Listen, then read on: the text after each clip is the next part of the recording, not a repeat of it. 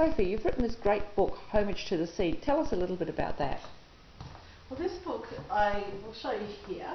It's a journal that I took with me last year into the seed lab when I was out at Mount Coot-tha, and so it was with me in the Botanic Gardens and a lot of places I went, into the library, doing my research, and I did a lot of drawings in this book. So this book then became the greatest resource when I wanted to produce my little book at the end of the year. So as the residency was coming to a close, I was working on a whole series of paintings and putting together this at the same time so that when I had my final exhibition, the public could actually purchase the book. And it's still been selling, which is really fantastic. Wow. So not only that, I had an invitation to go to Kew Gardens in England based on the director of the Millennium Seed Bank having actually seen the book. And he wanted me to come and do a really brief residency over there in that facility, which is so exciting. So when are you doing that? October, it looks like then. Oh, so, woohoo! Yeah, and if I hadn't had the book, that wouldn't have come. I really don't think that this very, very busy director of this Millennium Seed Bank, which has 52 partnerships in countries around the world, would have actually taken notice of one artist in Australia doing a project on seeds. So the book made a massive difference. Great. So to anyone else that's looking to get a little bit more knowing on what they're doing, you suggested a book could be a good way to go? Yeah, I think a book's a brilliant thing to do. And also, I saw somebody the other day who just had an exhibition. She produced a very small book, but it just meant that people go home with her project in their minds. And she's now talking about doing another book. And the idea is to start rolling when you realise how you can produce it with, yes, a bit of hard work at the time, but depending on what you're trying to make happen, it can be such a great support, especially for a person that works with visual ideas.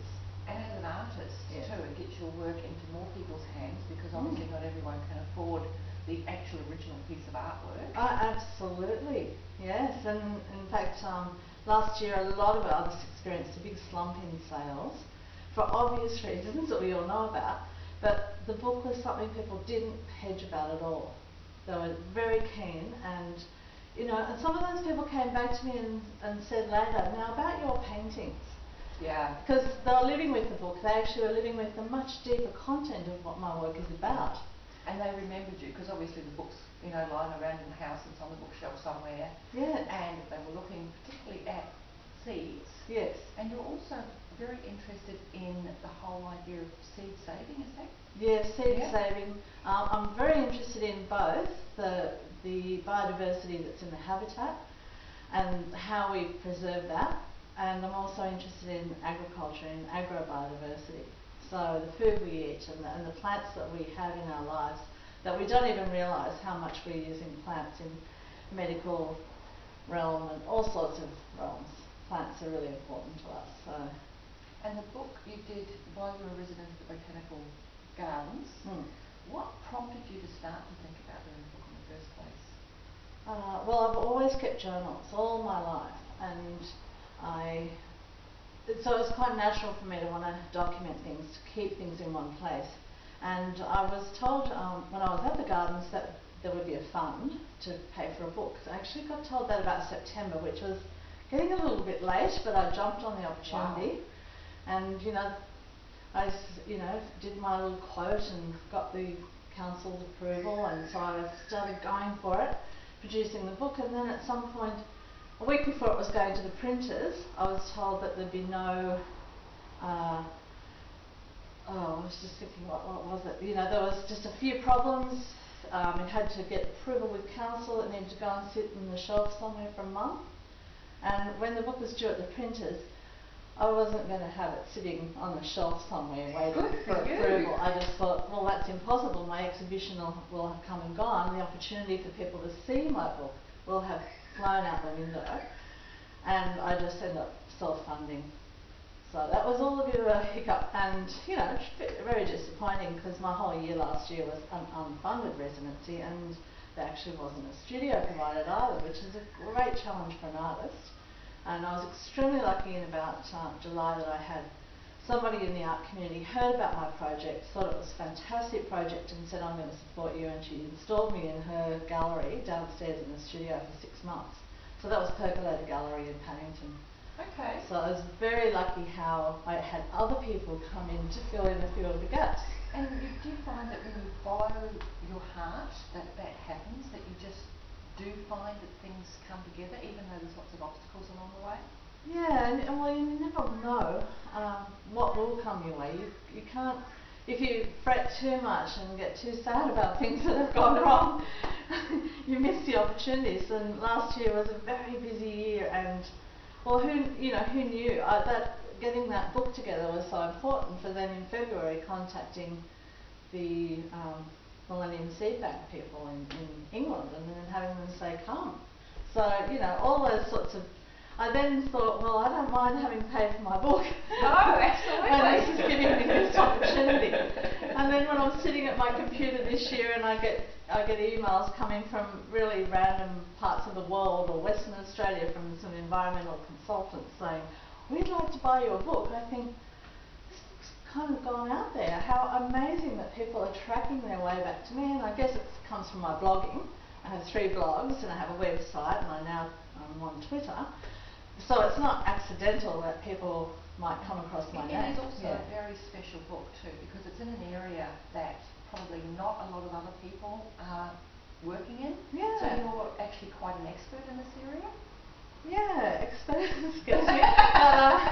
But actually it is funny, because I realise when I go online and I just Google art and seeds, there's not a whole lot of material coming up, and somewhere pretty soon you'll see my work. And the research that I've done has shown me that there might be certain people who spend the time working with things, seeds. So you might get, I found a brilliant sculptor in England, for example, doing these massive sculptures based on seeds. But he's not also connecting with something like the Millennium Seed Bank. He's not doing that whole other communication process about seeds and biodiversity. So in that way, I think I've tapped into quite a special niche. A unique niche. Yeah. And so even though my knowledge in a lot of ways with science and botany is very questionable, and it's fairly, new knowledge, I do see that I am putting things together in a way that hasn't quite been put together before. So that's awesome, because if we think back 100 years, 200 years ago, when ships were sailing around the world, they always had the nature person on board who would be recording pretty much in a similar way, I'm guessing, to what you were doing with your book. Yeah, some of the best examples of botanical illustration come from those journeys, or come from when they've gone back home. I mean, extraordinary artwork. I've never placed myself on a parallel, because I guess that's the thing I have to make clear. I'm not a botanical illustrator. I'm an artist, and over the years I've loved abstract art, but not purely abstract art. I've often done still lifes or drawings of things that I've found in nature. And my goal was really to impart a feeling for nature. And so as an artist, I wanted to touch down with the science of it. I wanted to become more familiar with the science of it. But I didn't want to give a scientific rendition of these pods and seeds. I actually wanted people to become more familiar and to maybe have a feeling response to the natural world.